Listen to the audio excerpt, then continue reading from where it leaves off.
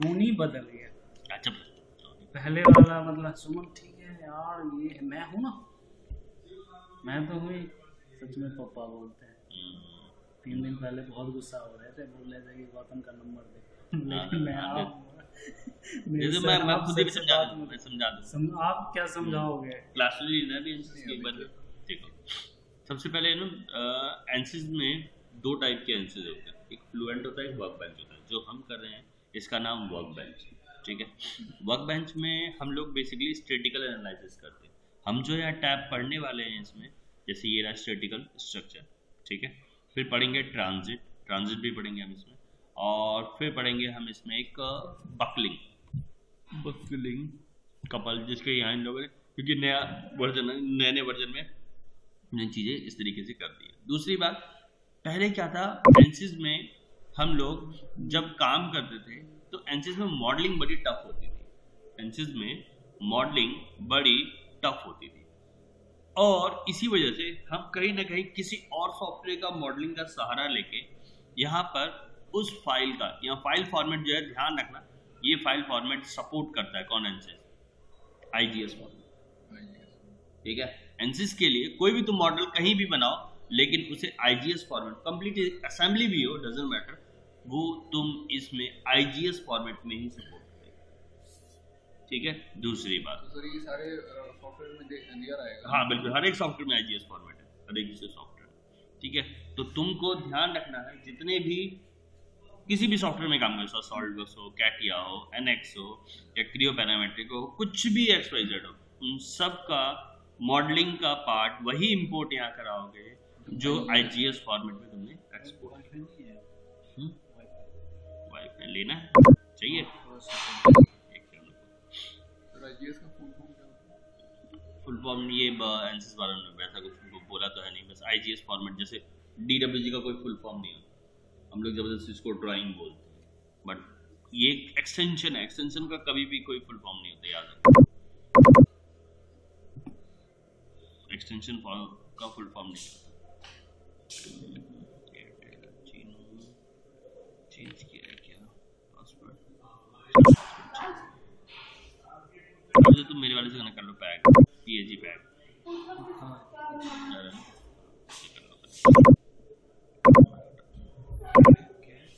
ADDU capital में पहले DDU caps of SONA।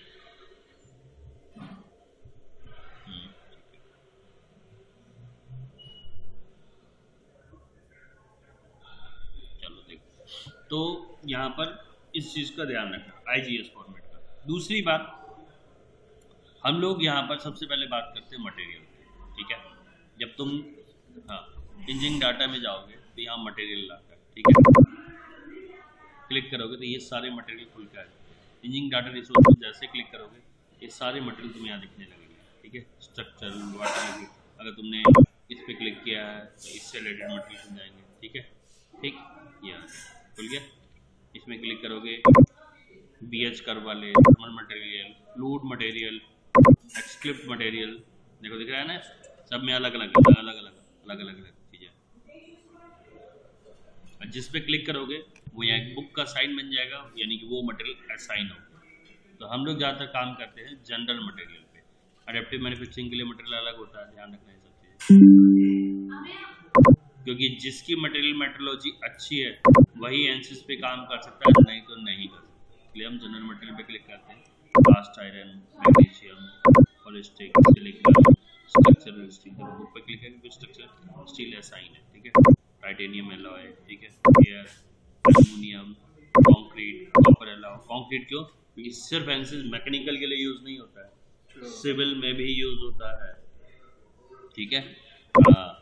ठीक है, ये ग्रे स्टील, मैग्नीशियम, ये देखो सिलिकॉन है, स्टेनलेस एसएस हो गया, स्ट्रक्चरल स्टील हो गया, ठीक है। 14 टाइप के जो मटेरियल है ये सब तुम यूज़ कर सकते हो। इसमें जिसमें भी जो भी अगर कोई चेंजेस, कोई बाउंड्री कंडीशन दे रखी है तुम्हें, तो यू कैन आल्सो चेंज कितना टेम्परेचर, कितना क्या, यंग मॉडुलस और इलास्टिसिटी, पोजीशन रेशियो क्या डालना है, बल्क मॉडुलस क्या डालना है, सीआर मॉडल क्या डालना है, तो ये सब चीज़ें तुम चेंज कर सकते हो। सर ये डेटा सब हमें वहाँ से मिलेगा, लेआउट से? वो लोग बाउंड्री कंडीशन खुद देते हैं। वो लोग खुद देते हैं, ठीक है। तो वो जो देंगे उसके हिसाब से हमें काम करना होगा, ठीक। तो मैंने ले लिया जनरल मटेरियल,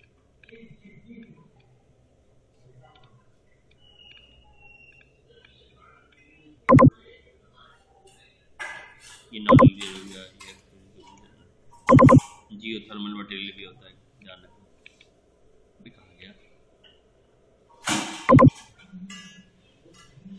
ये, ठीक है।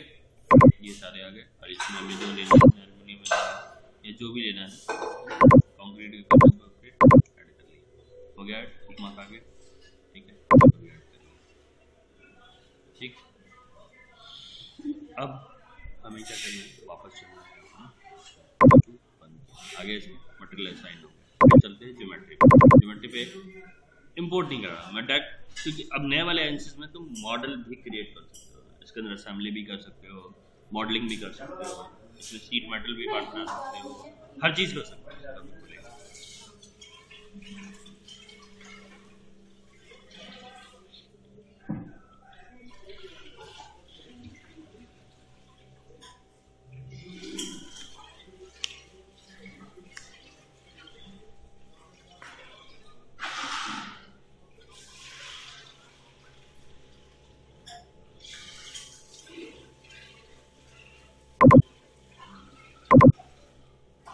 ठीक है, ये मॉडलिंग का अलग से कैप हो गया, ठीक है। इसमें मान लो चलो रेक्टेंगल है, सर्किल है, बिल्कुल सेम मॉडलिंग की तरह, जैसे मॉडलिंग वैल्यू डालना है वैल्यू डाल सकते हैं, हर चीज़, ठीक है। टाइप नहीं है ना, क्लिक करो वैल्यू डालो, जितनी भी डालनी होती है क्लिक करो, यहाँ पर मुझे डालनी है सर एग्जैक्टली 3D मॉडल बिल्कुल किया। और जैसे क्लिक किया, अब ये तुमसे पूछेगा इसको क्या करना है, पुल करना है पुश करना है, यहाँ पर एक्सट्रूड नहीं बोलते, यहाँ पर पुल एंड पुश बोलते हैं।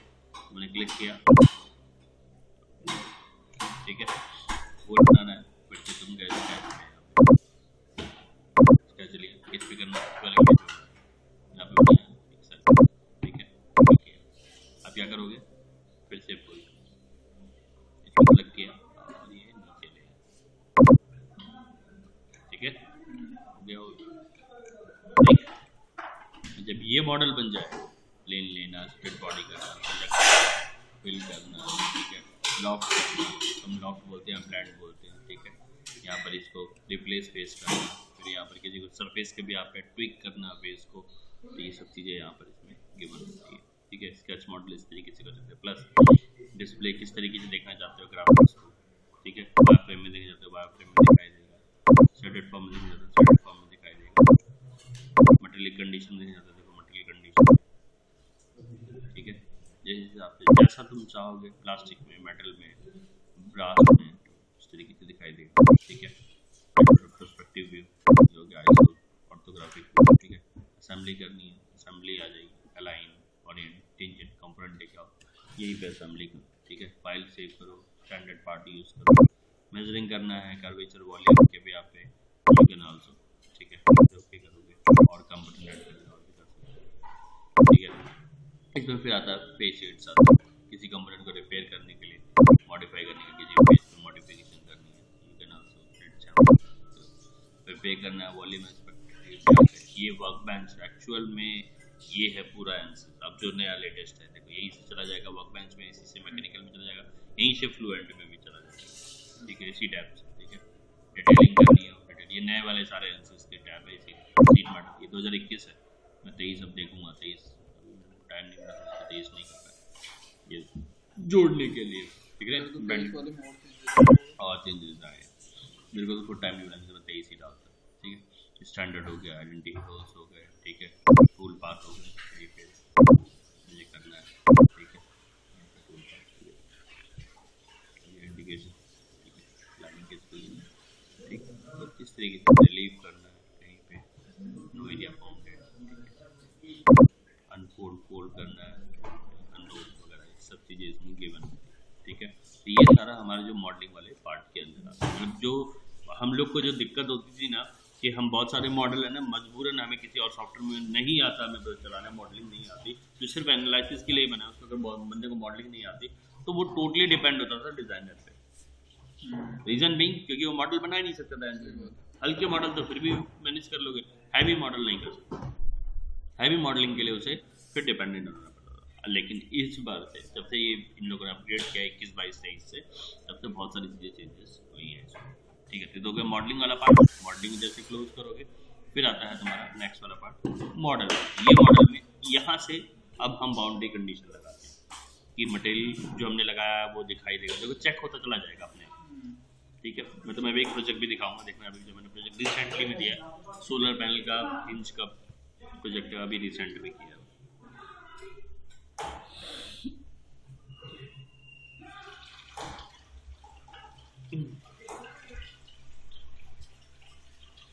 अब जो कंपोनेंट वहाँ बनाया था वो अपना ऑटोमेटिकली यहाँ पे अपलोड हो जाएगा।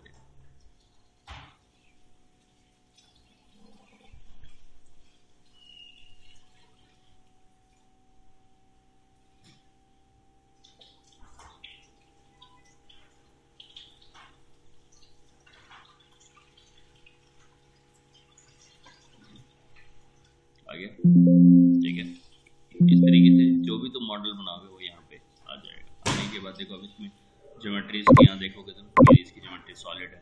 ठीक है, मटेरियल में जाओगे एल्युमिनियम मटेरियल, स्ट्रक्चर मटेरियल यही लगाया तुमने।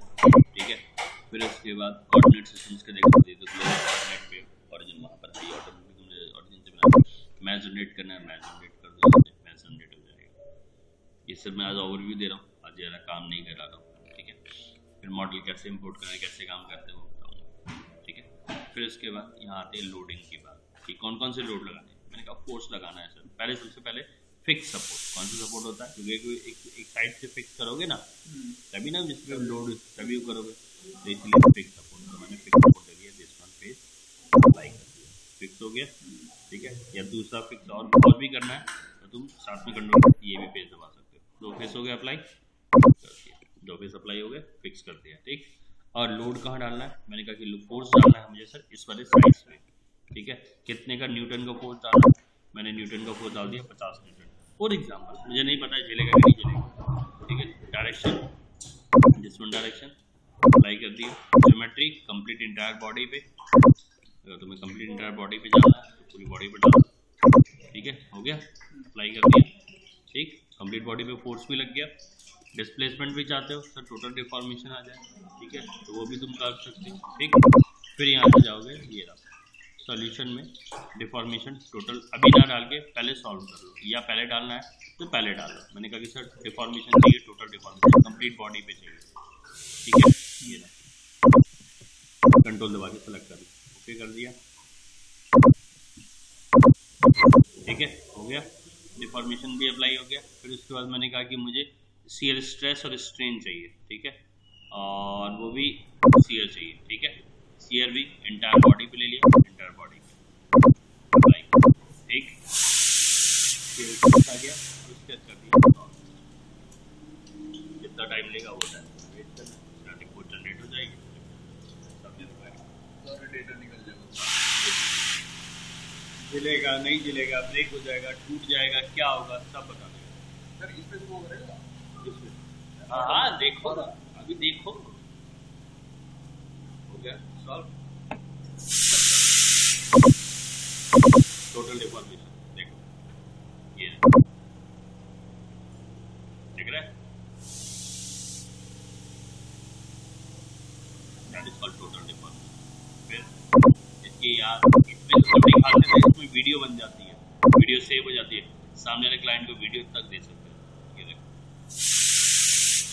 अब इसकी रिपोर्ट भी जनरेट करना, रिपोर्ट भी है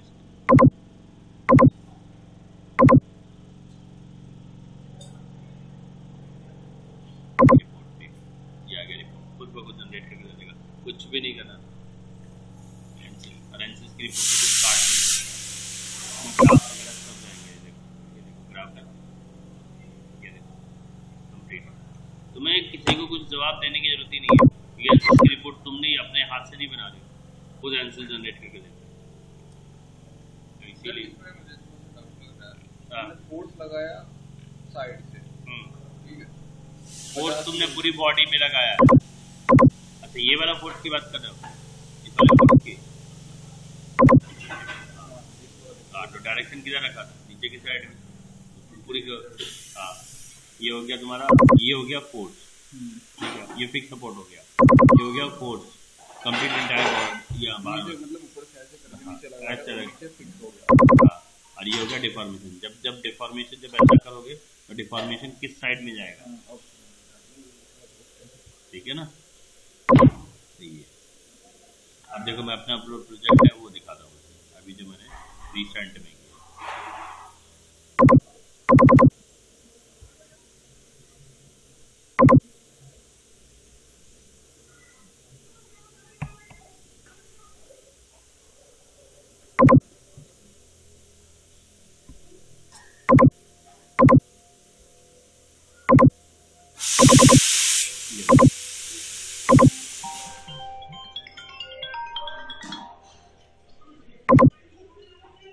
हाँ कन्हैया, अब घर में आके कौन फोन करता है?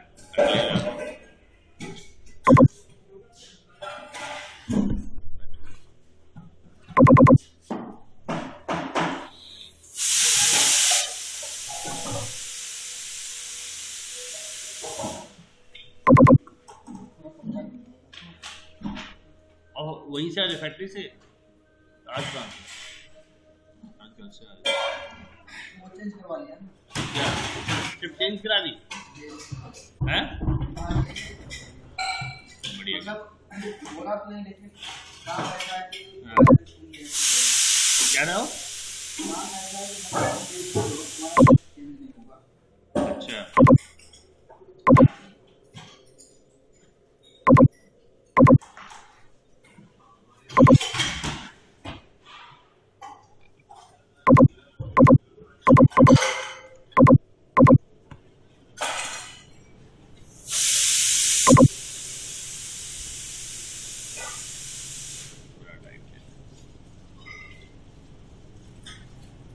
ये लेक्चर मेरे आईडी पे सेंड कर दीजिएगा। हाँ टेलीग्राम पे जाएगा, यूट्यूब पे भी जाएगा, तो दोनों जगह जाना मेरे वाले आईडी पे टेलीग्राम। है। पर्सनल ना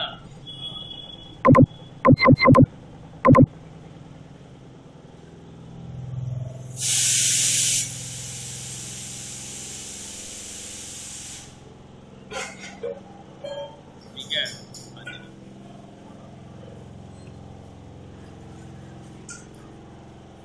मेरा आया। देखो ये देखो यही इस पे सोलर पैनल आके टिकता है।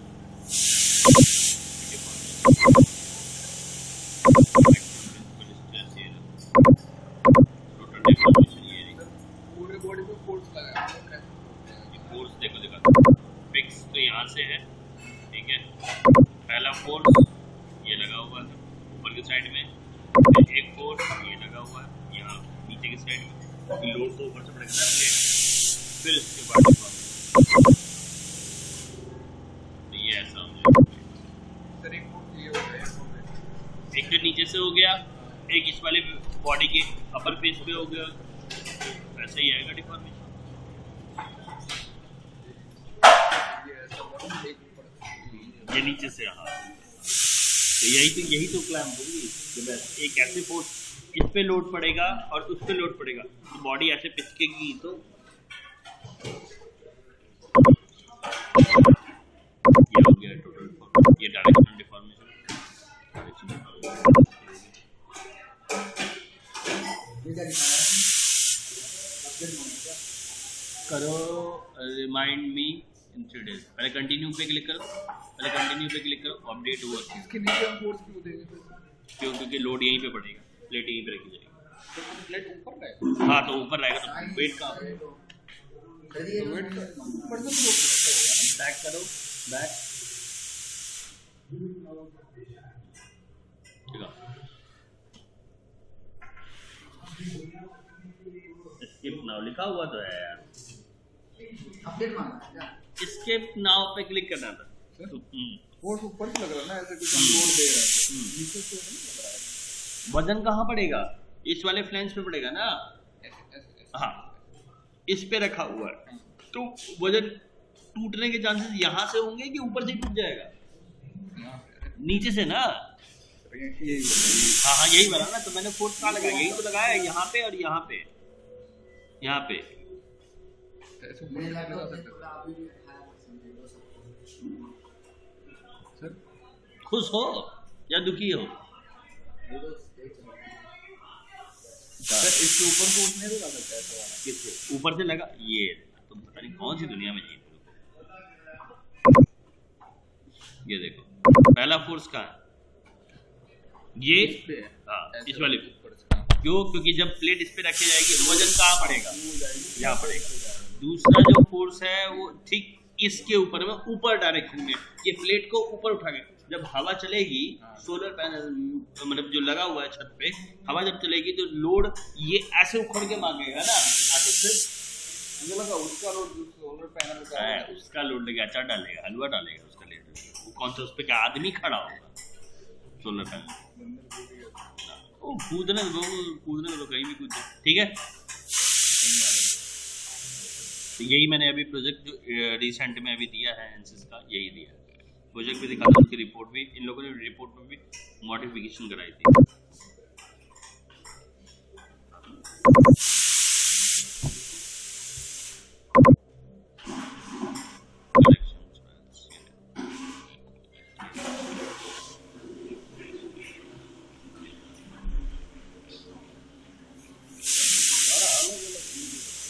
तो और क्या, तो तुमको क्या लग रहा है? वाह रे वाह, वाह वाह रे बट्टा वाह।